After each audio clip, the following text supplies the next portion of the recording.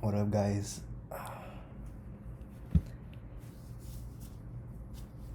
About to do another try reading practice. It's been a while. Not really though, only like a week maybe. But yeah, I'm gonna do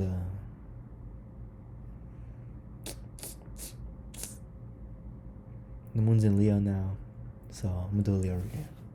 Damn.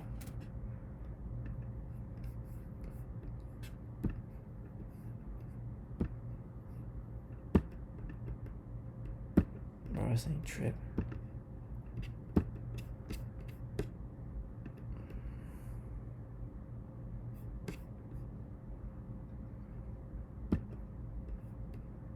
There we go. Leo moon. There's gonna be a Leo sun, but in honor of the Leo moon. David Spade. I know who that is.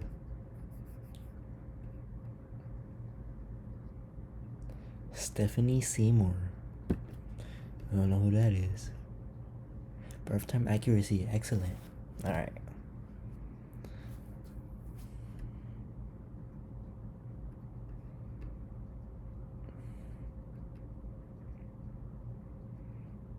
Oh.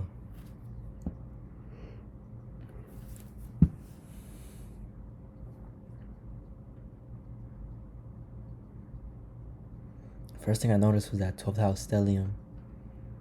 It ain't even like a stellium, it's just a conjunction between the sun and Venus right there.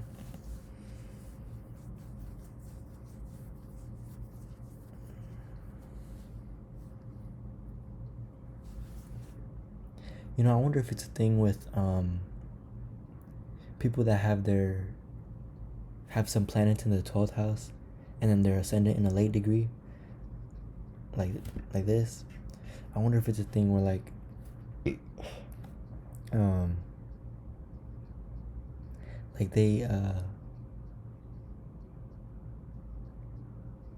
know how they're coming across, because they say like planets in the 12th house, like it's hard to like grasp that like whatever principles are right there, whatever sign is right there, whatever planets are in there, right? It's like hard to tap into it because like the subconscious realm. And but with the ascendant being there, that's like things they naturally pick up on, right? So it like, I don't know if it kind of like merges those two. Like like, I don't know. I gotta ask somebody. Excuse me.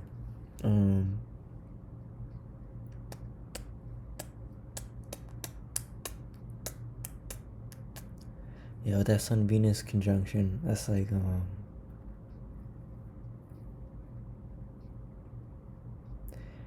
the lens in which the world is seen through is that of like pleasures and like compromising and things like that. Probably being very charismatic to get what that person wants. Knowing how to utilize the actions to obtain types of pleasures or something. Knowing how to utilize charm to move forward in life.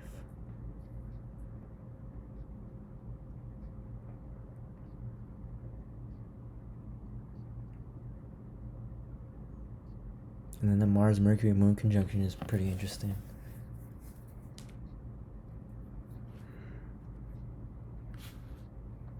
Yeah, I keep on yawning.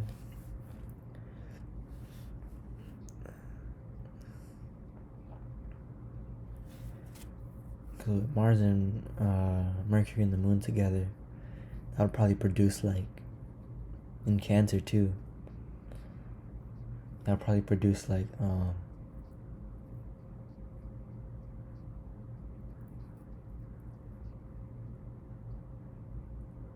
passive ways of manipulation. Passive aggressive ways of manipulation. Probably knowing what could like knowing the right words to say, Mercury, uh, that would like tap into like your emotions, Cancer, and cut you, Mars, and knowing how to convey that message in like probably in like subtle ways, and just like pushing out a vibe type of way, like maybe it could be verbal and non-verbal due to the moon being there, just like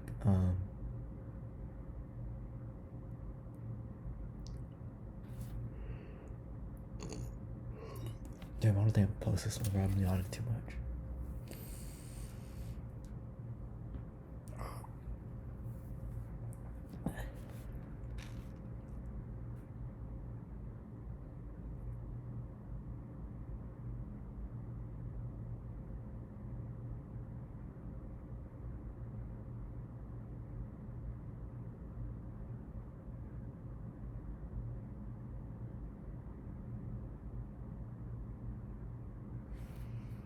And then with that Saturn square and Mars, oh, that changes up everything I just said, really.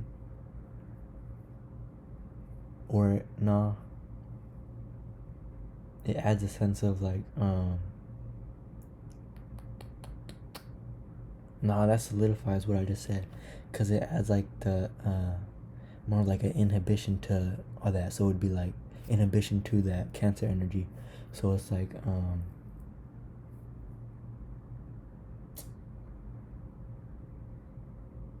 probably learning that like subversive tactics in order to get what one wants, or together to be able to move around associations due to that Cancer energy being in the 11th house is like not like right, or not like lawful. I say lawful because like it's not like a law to like be manipulative, but like in terms of like, I don't know, just like energetics and shit. I don't know what I'm trying to say, but you get what I'm saying.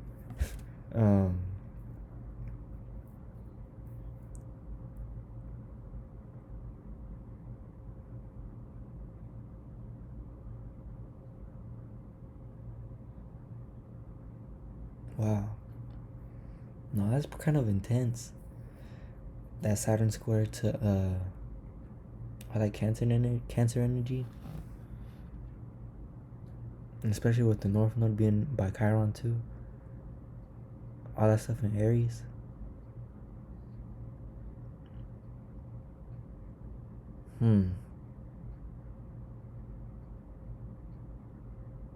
Chiron square Moon.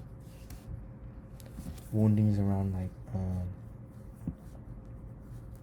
initiating emotion probably wasn't an outlet to like process emotions in a healthy way, you know. And it probably had to be like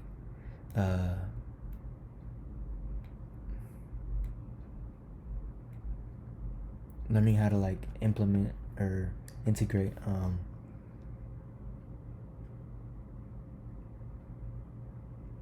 things that have hurt you, but like you're a wounding on knowing how to feel,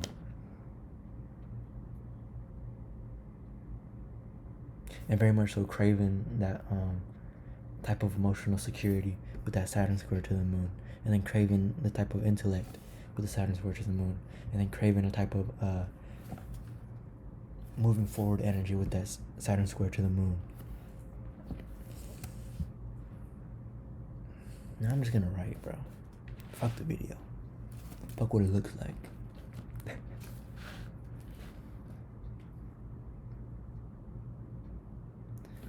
So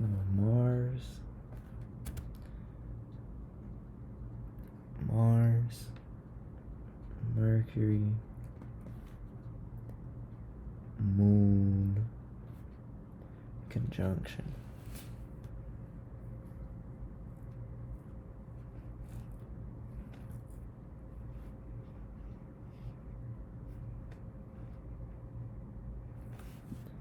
Mars, Mercury, Moon conjunction.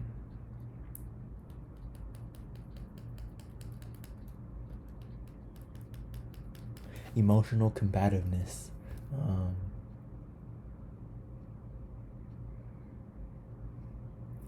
the words, the words are swords. Hmm.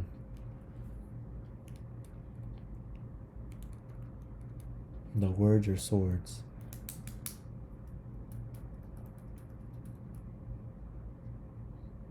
The words are the pinchers.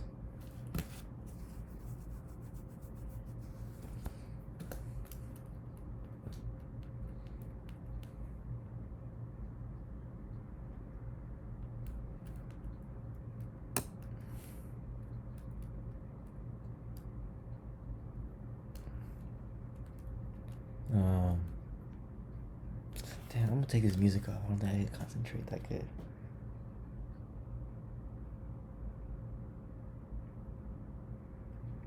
I don't think I can concentrate that good with the music playing.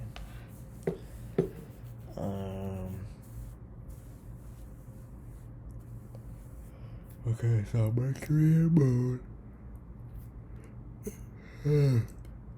Excuse me. Damn, bro, I'm tired in the bitch. Mercury and Moon conjunction.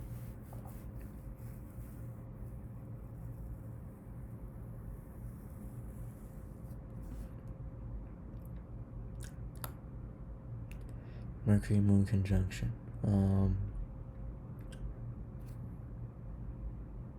I'll say the ability to communicate in a nurturing manner, right? But also, through that, the expression of anger and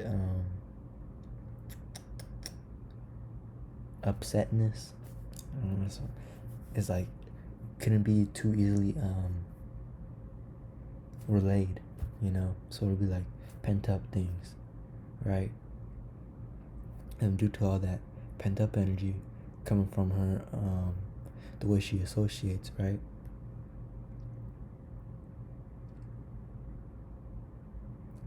That'll influence the 12th house sun in Leo. So it'll be like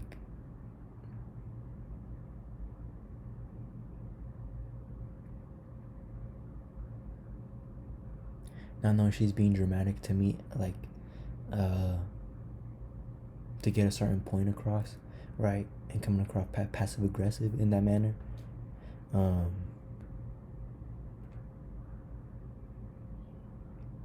But she has the grace to like make it not look too bad, right?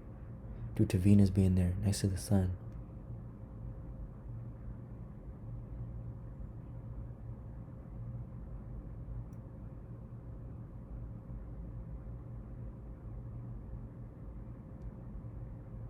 Yeah, and then that little thing of like the trying to get her needs met in a unconscious manner, right? That'll open up the door for this Chiron and Aries to have that flow of energy to the Leo sun and the Venus right there. So that's like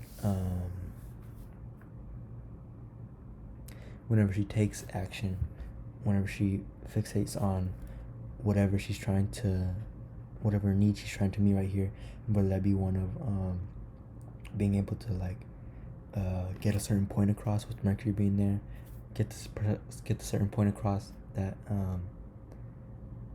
that deals with like something that triggered anger in her, that Mars right there, that maybe if something inhibited her, this Saturn squaring right here, right, through her trying to meet those needs of like being fulfilled on the inside in these areas, in the Cancer areas, through the Leo sun,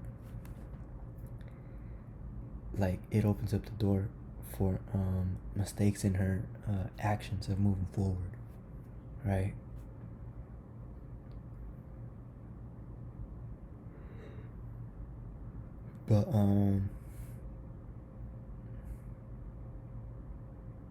But it's tricky right there too because the North Node is there, so she very much so needs to like learn how to like push forward and be like a raw, authentic self, right? And like not care about like what everybody else thinks.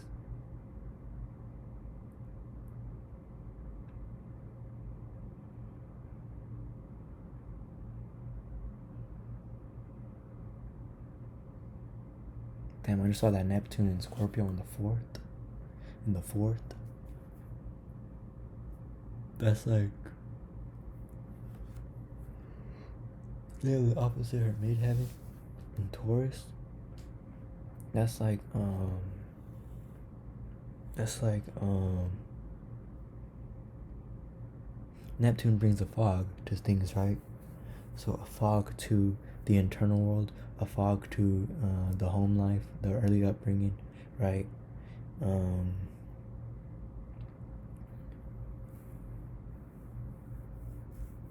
and Neptune opposite the midheaven, that's like learning how to integrate like compassion, high idealism. High idealism being like when it comes to like familial matters, right? So it'd probably be like I think they tie like Jupiter in the fourth. Well, Sagittarius is there in the fourth too. So like, cause I was about to say religion, right? With Neptune in the fourth. So like ideas on like having like a religious household, like a spiritual type household, right? Or a spiritual type internal world, and like relating that to like balancing that with like the status you carry out in the public world, right? Um,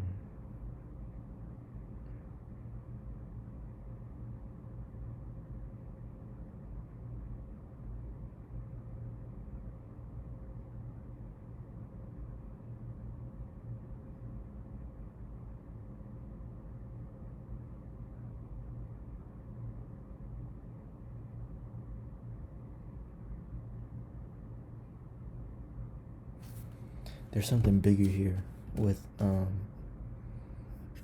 this Taurus Scorpio axis being in the and Neptune being the fourth, and then this being up here in the 10th, and then Leo being in Venus being in the 12th. What I mean by that is like the ruler of her midheaven, right? The ruler of the midheaven, 10th house, a little bit of this 9th house, is in the 12th. So like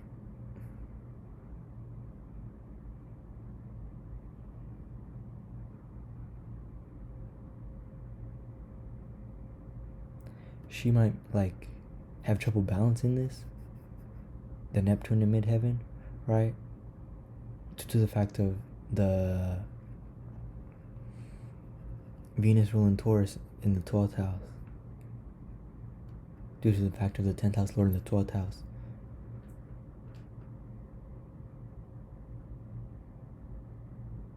So like she really has to like clean up this 12th house in order for this to look good. The midheaven to look good. She really needs to clean up the 12th and the 4th house in order for the midheaven to look good. Well, really, is to clean up the 11th house in order for the 12th to be looking good, in order for the sun to be carrying out the moon, Mercury, Mars' needs in a productive type way, one that builds like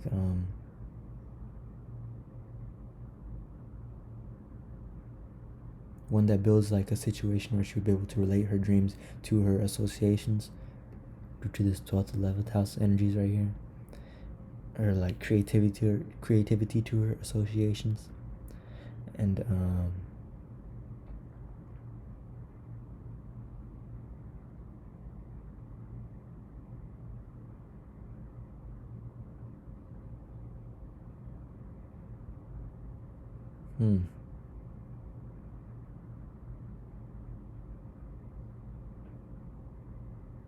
yeah, when she cleans that up. But see this eighth, ninth Aries energy is fucking it up over here. Damn, I don't like this point of view I'm having right now. I find like everything bad in the chart.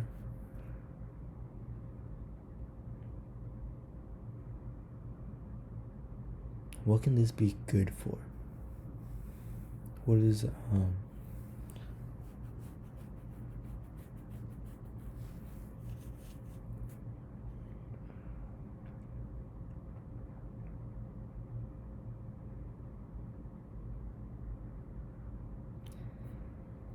scratch what I was just saying about good for. I saw something else.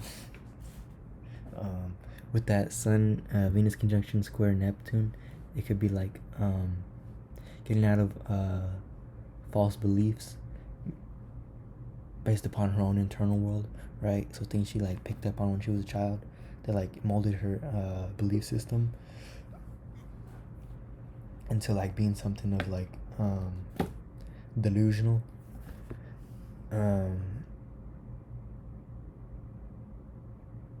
And her learning how to change that, right? With that Sun Venus conjunction square to Neptune, right? But then it's also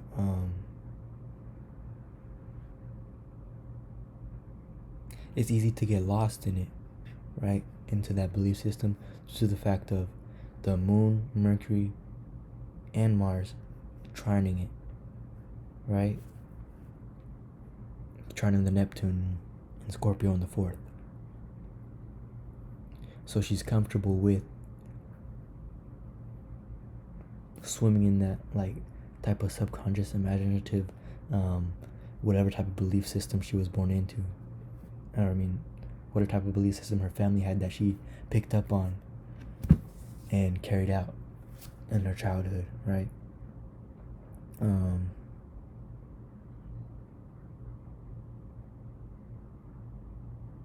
She's probably very artistic with that Moon trine Neptune, Mercury trine Neptune, Mars trine Neptune. She probably has some erotic imaginations.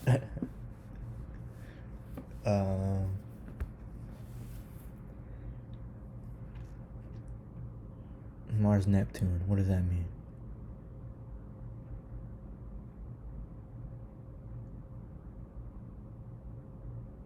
The ability to be a warrior and fight for high idealistic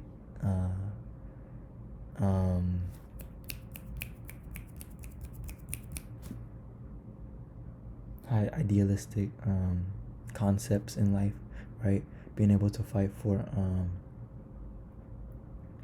your own internal world, the right to dream. Yeah, see, but then that sounds good, right? That sounds good, but then that only adds to her like being lost in like that type of belief system or whatever, right? And then having that Sun and Venus unconscious in the 12th, and like expressing like the needs for expressing the need to live out this Neptune in the 4th, right? I said the need to do it because like she's swimming in it so much, right? So it's gonna come back to her like in the external. So it's like since she's paying attention to like all that stuff so much, it's a need for it to come to her, right? But at the same time,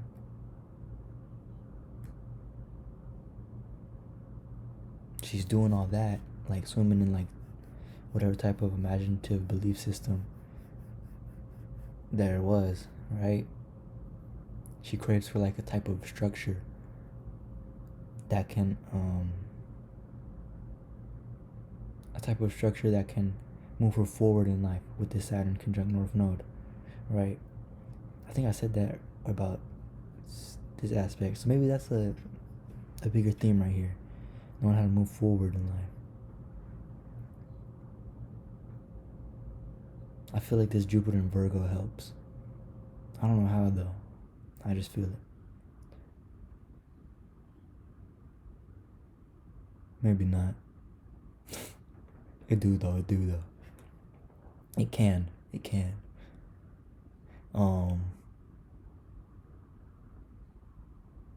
I was saying that because of the moon sextile Jupiter. So it's like the experiences she has whenever she's like pushing out her personality or whatever, her personal interests, whenever she's like just being into what she's into, right? It'll have the capacity to um,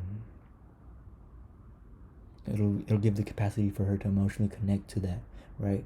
But in that emotional connection, it also brings up all that Scorpio, elusive fourth house, blah, blah, blah, blah, fucking uh, belief system type things, right?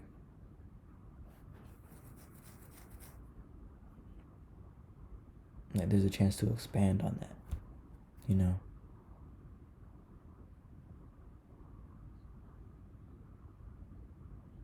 Oh, she could go deep with that too, with that Pluto sextile,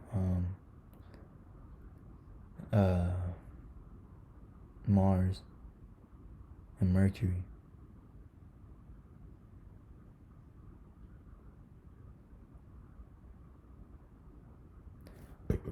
Excuse me.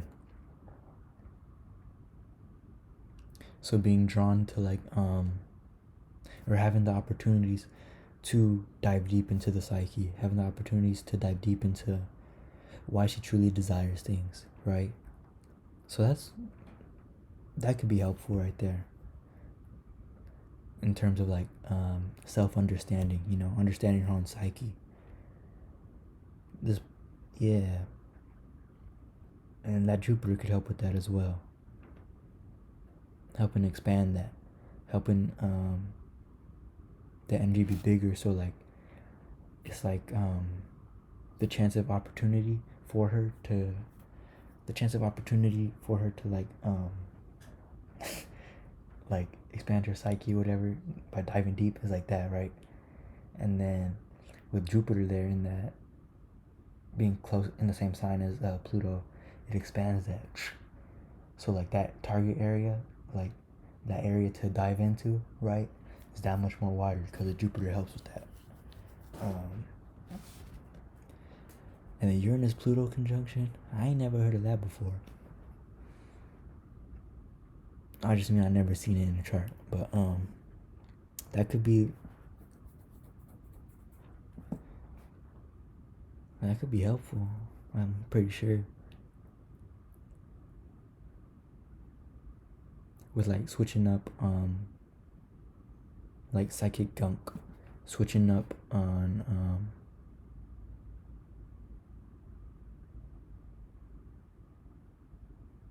I want to say switching up on like habits she may have picked up from the family, right?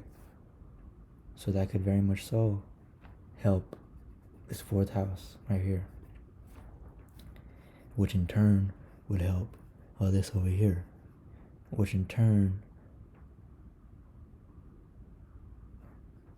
would somewhat help this over here. But this over here,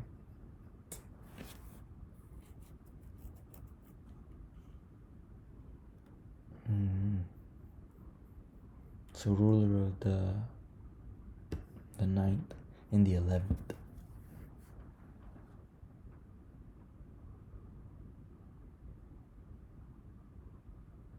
Her associations helps her with this, right? With this energy, I would assume.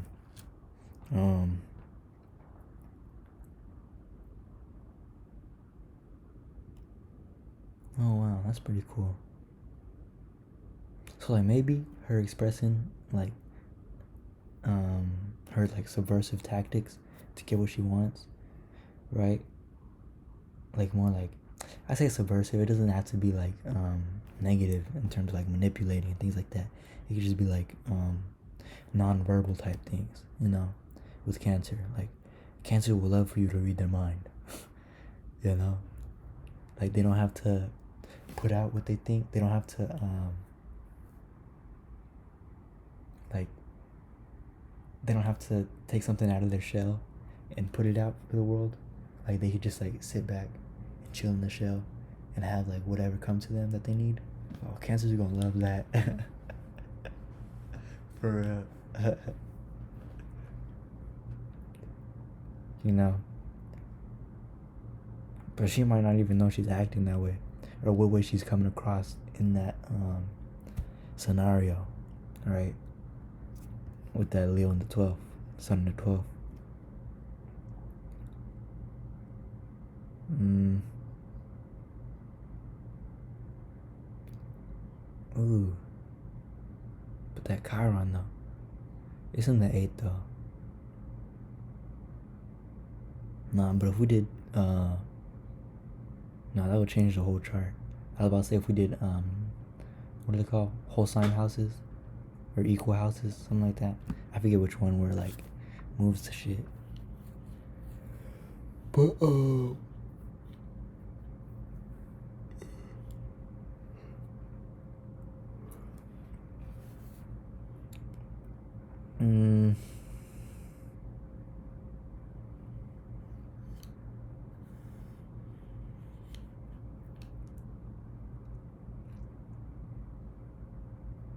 what I was gonna say anyways, we're just saying like it's the 8th.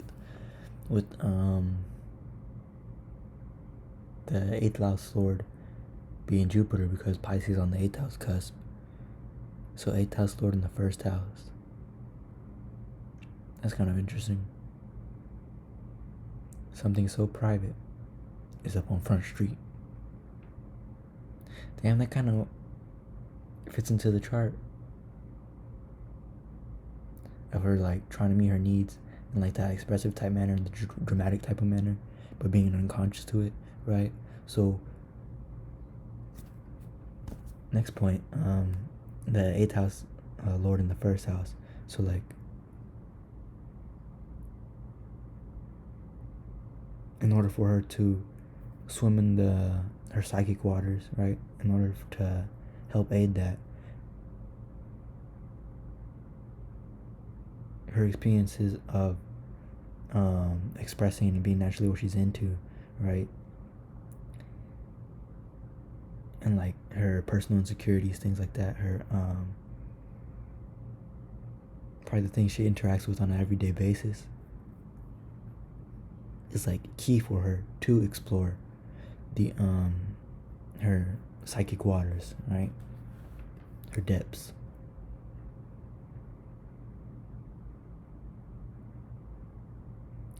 Well, that's kind of crazy too, because at the same time, the way she exerts herself into the world is like a wound for her. Just Chiron being in Aries. But that kind of Chiron in Aries in the 8th, and 8th house lord in the 1st.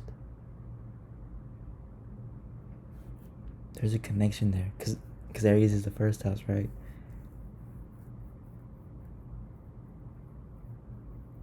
Damn, how would I read that?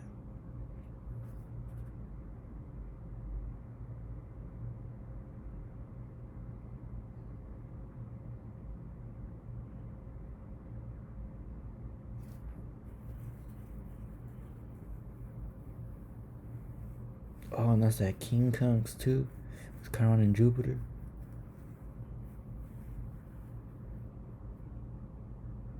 That's kind of crazy, bro. So it's like an annoyance of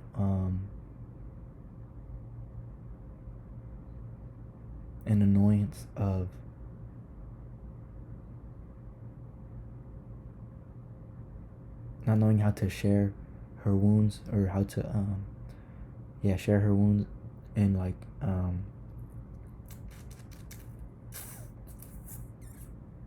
not knowing how to integrate her wounds into her belief system.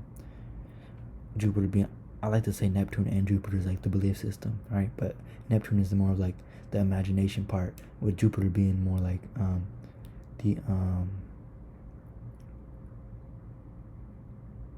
philosophical part, I guess you could say.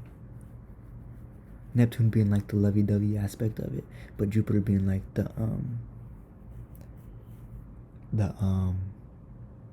actual like doctrine, the actual things you would follow.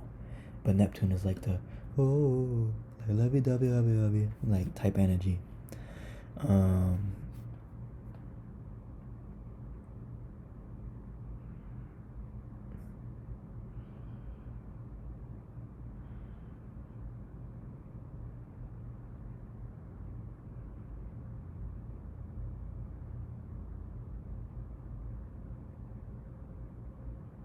you know, I said not knowing how to integrate the wounds into like the belief system, or into like not knowing how to like extract the wisdom out of her experiences, extract the wisdom out of her woundings from her experiences, right? Um, but I think with it being in Virgo and Aries, with Jupiter being in Virgo and Chiron being in Aries, it's actually, I think that plays out pretty good, or it could play out positively, due to the fact of her being very meticulous and analytical with her experiences, right? And like trying to find the details in everything, and like expanding on the details.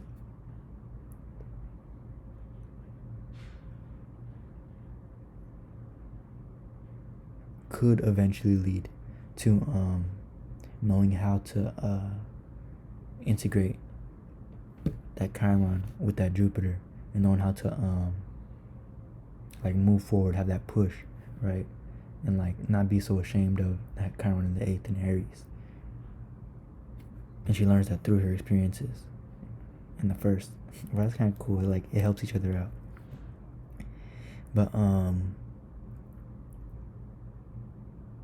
it could play out that way, or it could also play out like being so analysis paralysis in experiences with that Jupiter and Virgo, and it's gonna be like, okay, I can do this, and this. I can do this, and this.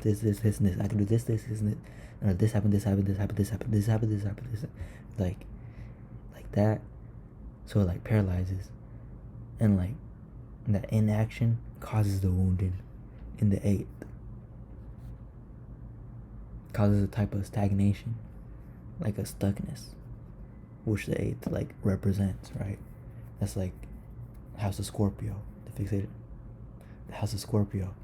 I made that face because of the Neptune being in Scorpio, but that adds a layer. Damn.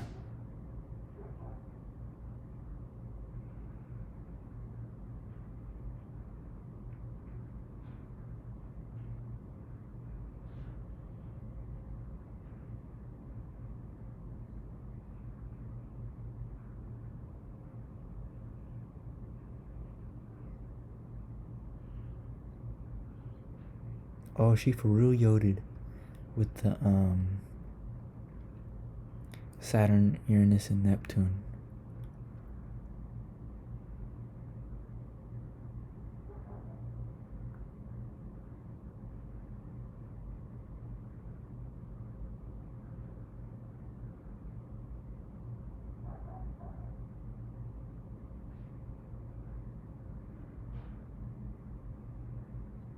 Gathering information to build a type of structure.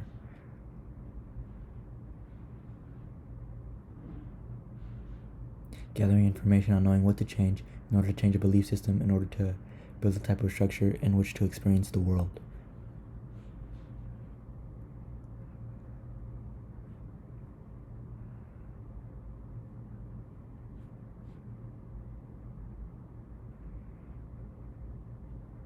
Knowing the depths of why you believe something,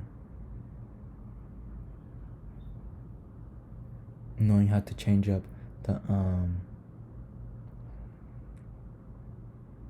all the minor details, all the meticulous aspects, knowing how to place each and every Lego piece in order to construct the type of structure that will take you, that'll shoot your arrow far, that'll take you far in the world, that'll take you building the type of mind that would being able to push through and travel anywhere. That's the Urani, Neptune, Saturn Yod.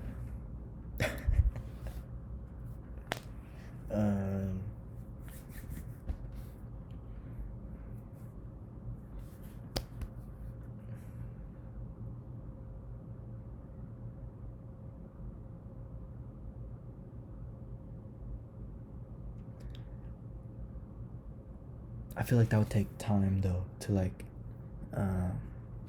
really work itself out. I say time because of like the Scorpioness and with Neptune right there, like having to sink to the bottom of something, right? Excuse me.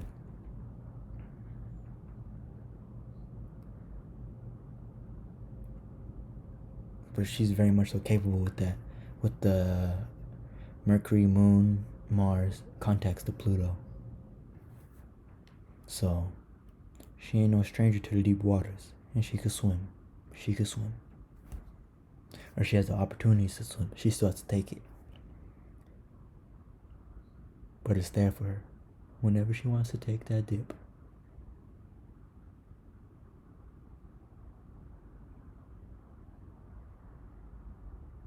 I feel satisfied with this.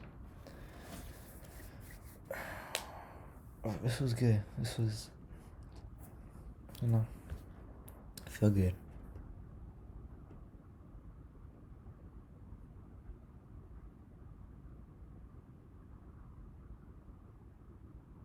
Alright, this has been chart reading number, I don't even remember. But, don't think I'm gonna post this, but if I do, thank you for watching.